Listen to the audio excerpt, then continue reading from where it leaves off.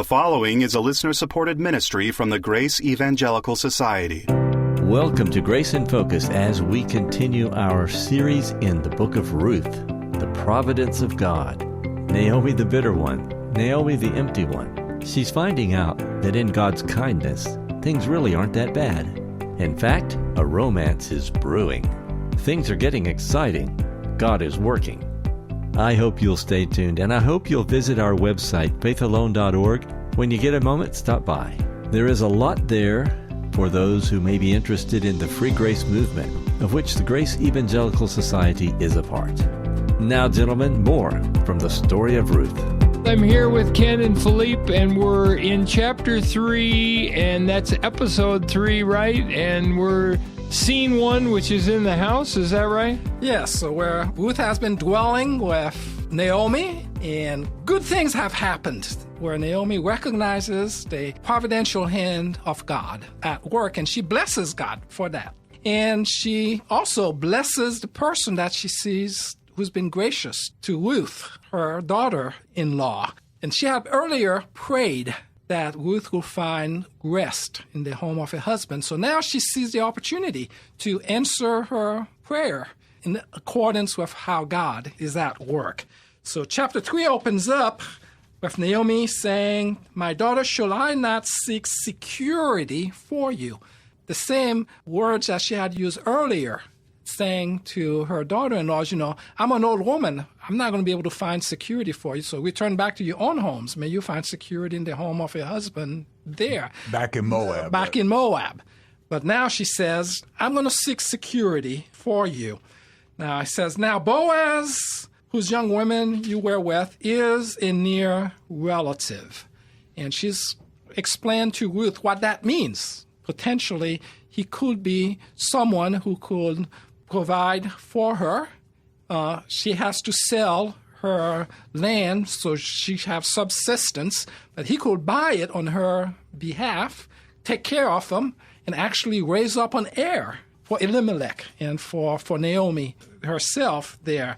So she says now, it's time that they've gathered in, they're barley, and there's a threshing floor now. They're going to have to winnow it there. That means they're going to have oxen just thread over it, break out the husk from the grain, and then throw up the grain in the air, let the chaff go away, and heaps of grain, are developing there and are being stored. But now Boaz has to be where the grain is stored because it could be theft could occur. So he's going to have to sleep there just to protect the grain, and Naomi knows that.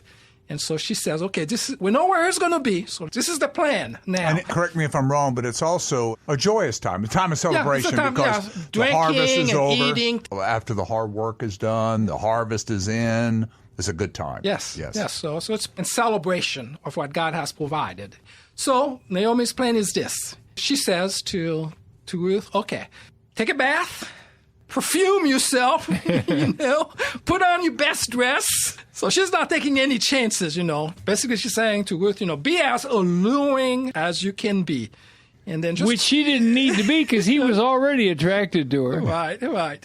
But it doesn't hurt. It doesn't hurt. It doesn't hurt. But there's no lipstick on a pig here. This is a very attractive woman who's getting all dollied up so that she, or is it dolled up? Dolled up. All dolled up so that she looks really attractive. Yeah. And so when is she going? Is she going in the afternoon? No, she's just to go there secretly, not to really make herself at what time very of visible. Day? So what I'm asking is probably dusk and night is about to fall. So just says, get all dolled up, go there, take note of where the man is going to lay on the floor. And then when everyone is asleep, just go quietly. And so now it's dark. It's dark. So, this could be 10, 11, midnight. Yeah. And what's she supposed to do? This is about his wings, right? You were talking about his wings or something? Yeah, exactly. And what's his wings? His garment or his blanket or something? It's going to be his outer cloak. That will be used as a blanket, Okay. Now, that's why you're supposed to return a person's.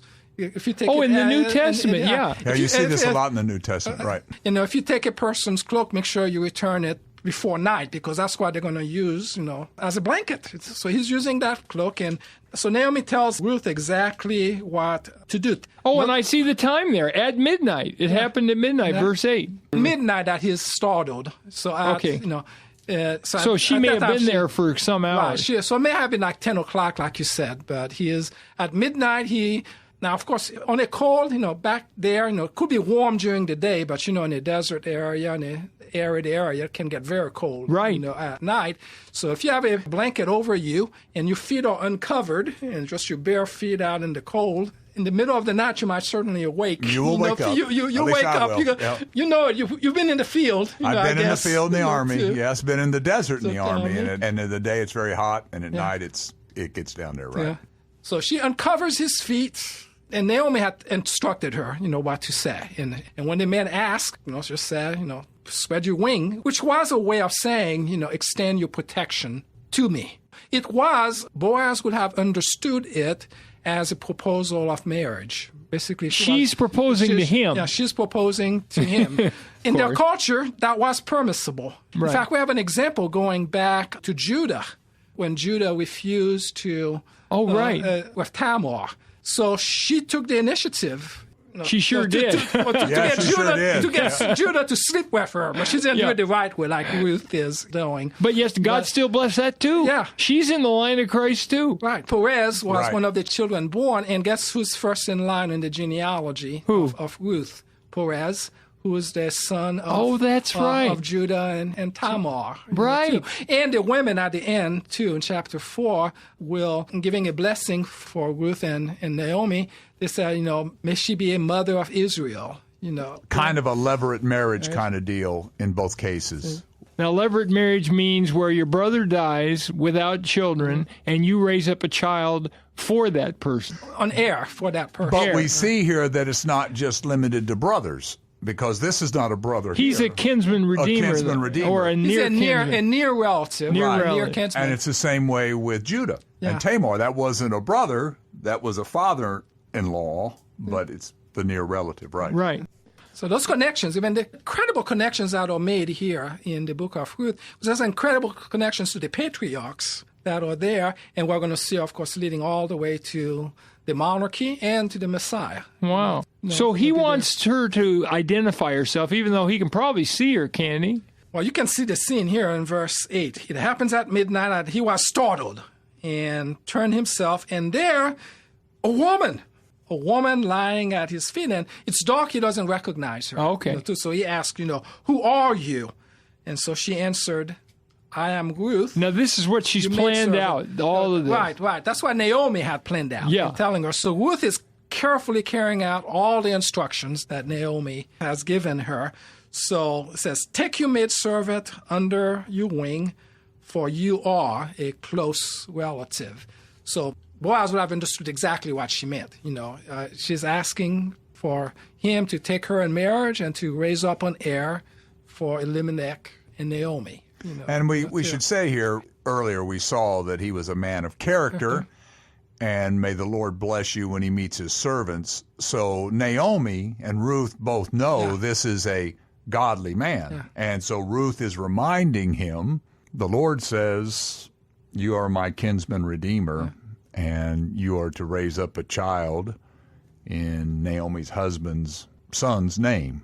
Right. And so she's appealing to that. At least that's what I'm reading in these verses. And Naomi may have very well known that Boaz was not the closest relative. Not the closest. Not the closest. But he was the one Naomi wanted, too. So again, we see Naomi and her little, what's the word to use, machinations, how she's trying to shape. She's trying to shape the narrative. Cupid.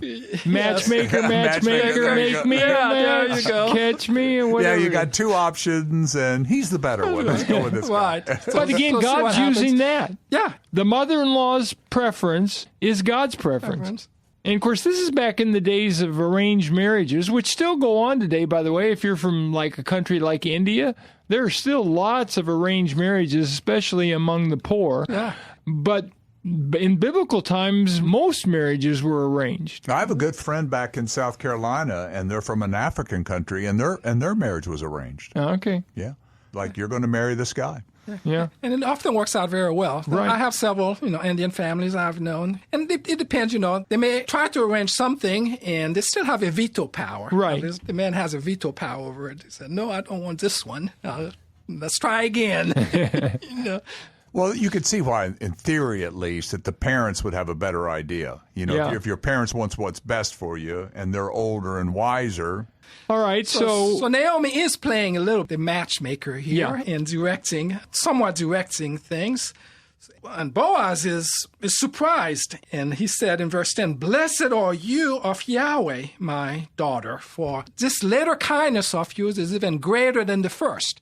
You are willing to identify with Naomi and return with her, and now you're willing to take me on, this older man, as a husband to bring up an heir in the line of Elimelech." And there, so he sees that as a great demonstration of chesed on the part of Ruth here, of loyalty here to the family. Yes. And ultimately to Yahweh as well. So now Boaz agrees to that. But there's a problem. there's a closer relative. There's a closer relative. And this shows once again Boaz's character. He's not going to step out of line. He's going to make sure that whatever happens in a righteous way, in a legal way, in a way that will be acknowledged by the whole town as the right thing to happen. But there has to be wisdom, too, in all of that, how that is to be set up to produce the end that Naomi, that Ruth, and that Boaz want. So Boaz is going to show a little wisdom in that, too, and we'll get to chapter 4 to see part of that wisdom as well. So in the next episode, we'll wrap up chapter 3 with the closing details for this meeting that's going to take place with the nearer relative. And then we'll move into chapter 4. And thank you, Philippe. This is such good stuff. I'm very, very encouraged. And what are we going to do, Ken, I think? Well, from now on, we are going to Keep grace in focus. Thank you both for that great discussion. Would you be interested in some free ebooks on topics you hear on this program? Well, if you are, you need to come visit us at faithalone.org. That's faithalone.org. On the site, we've got all kinds of free materials, but one of our popular options is our free ebooks on a range of subjects. They're designed to help you mature and grow in your understanding of the faith and Scripture. So come visit us at faithalone.org. That's faithalone.org. We are so thankful for our financial partners who keep us on the air. Every gift is tax deductible and very much appreciated. If you'd like to find out how you can give, go to faithalone.org. Would you like to have a chat with Dr. Bob or one of the guests here on the program? Let me tell you how to reach out to the team. You can get us on our email address, which is radio@faithalone.org. That's radio@faithalone.org. On the next Grace in Focus, a proposal and some tension. Sometimes you have to just sit still and wait on God. That's next time on Grace in Focus. This is the Grace Evangelical Society reminding you to always keep grace in focus. The proceeding has been a listener-supported ministry from the Grace Evangelical Society.